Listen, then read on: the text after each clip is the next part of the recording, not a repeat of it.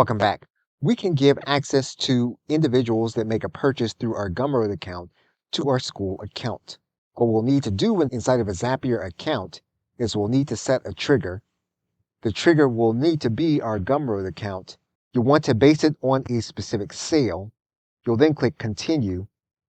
You'll then want to choose the Gumroad account that you have connected to your Zapier account.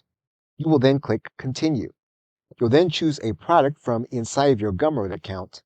You'll then want to test your trigger. Once you have sample information, you'll then want to click Continue. The action, of course, will then be your school account. The event inside of school will be that you will invite a specific member. You will then click Continue. You'll then click Continue.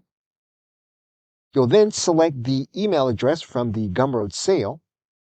And you'll then choose if the individual is going to be part of a specific course, you can choose that course. We can then click Continue. What we can then do is we can send the individual direct to school. And once you publish this element, you will then have set up a process so that when there is a sale in Gumroad, the individual will be added to your school group. Okay, so with that, thanks, and I will see you in another video.